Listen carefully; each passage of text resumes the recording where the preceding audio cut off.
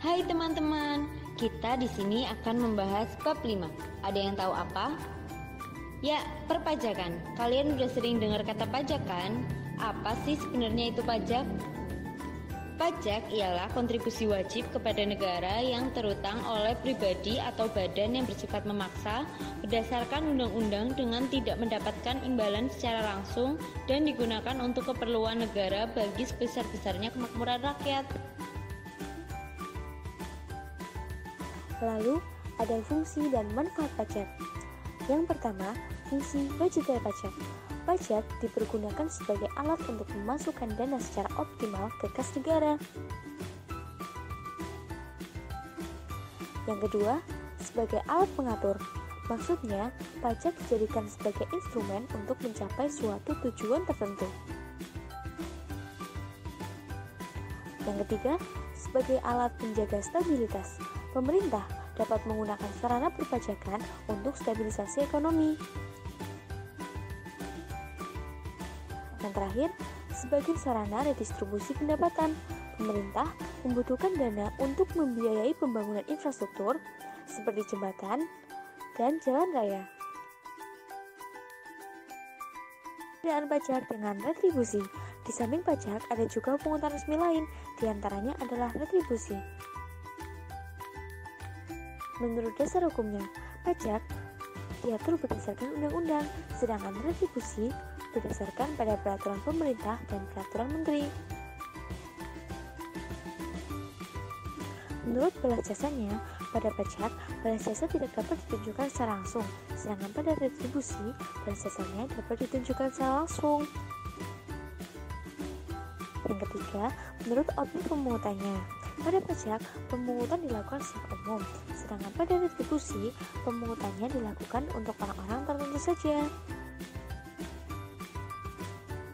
Menurut sifat dan sanksinya, pada pajak, pemungutan bersifat maksa, sedangkan pada retribusi, sifatnya tidak memaksa. Menurut lembaga pemungutnya, pada pajak dipungut oleh pemerintah pusat dan juga pemerintah daerah, sedangkan pada retribusi hanya dipungut oleh pemerintah daerah saja. Asas pemungutan pajak. Yang pertama, asas equality yang menekankan pentingnya keseimbangan. Yang kedua, asas certainty yang menekankan pentingnya kepastian pemungutan pajak seperti kepastian hukum yang mengaturnya. Yang ketiga, asas convenience of payment yang menekankan pentingnya saat dan waktu yang tepat dalam memenuhi kewajiban perpajakan. Yang keempat, asas economics yang menekankan pentingnya prinsip ekonomi dalam pemungutan pajak.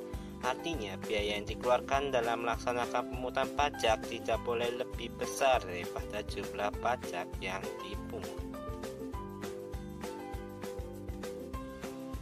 Jenis pajak. Jenis pajak dibagi menjadi 3. Yang pertama, berdasarkan pihak yang menanggung, yaitu pajak langsung, contohnya PBB, pajak tidak langsung, contohnya PPN. Yang kedua, berdasarkan lembaga pemungut, pajak negara, contohnya pajak pertambahan nilai barang dan jasa, pajak daerah, contohnya pajak reklame. Yang ketiga, berdasarkan sifatnya, pajak subjektif, contohnya PBB, pajak objektif, contohnya pajak penjualan bea dan cukai. Sistem pemungutan pajak di Indonesia. Yang pertama ada Official Assessment System. Pada sistem ini, wewenang pemungutan pajak berada pada Fiskus atau pemungut pajak. Fiskus berhak menentukan besarnya utang pajak orang pribadi maupun badan dengan mengeluarkan surat ketetapan pajak. Yang kedua ada Semi Self-Assessment System dan Withholding System. Pada sistem ini, angsuran pajak ditentukan oleh wajib pajak yang bersangkutan dan oleh pihak ketiga berdasarkan suatu anggapan. Sedangkan besarnya pajak terutang yang sesungguhnya akan ditetapkan kemudian oleh Fiskus. Yang ketiga ada Full Self-Assessment System.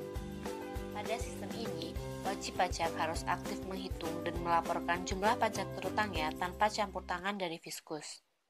Sistem ini diberlakukan untuk memberikan kepercayaan yang sebesar-besarnya bagi masyarakat guna meningkatkan kesadaran dan peran serta masyarakat dalam menyetorkan pajaknya.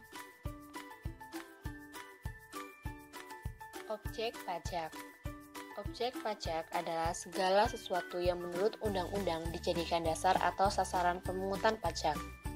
Misalnya, objek pajak penghasilan adalah penghasilan itu sendiri, sedangkan objek pajak bumi dan bangunan adalah bumi dan bangunan.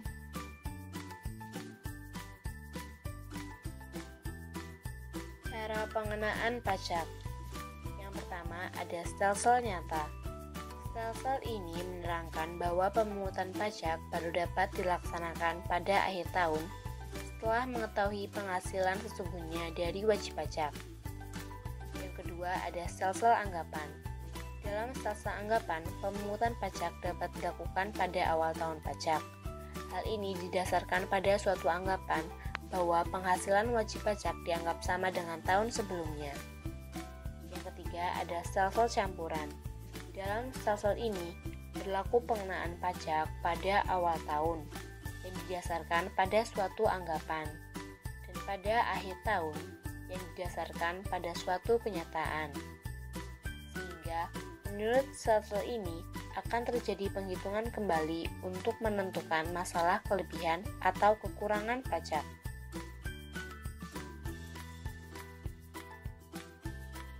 Sekarang kalian lebih tahu tentang pajak kan?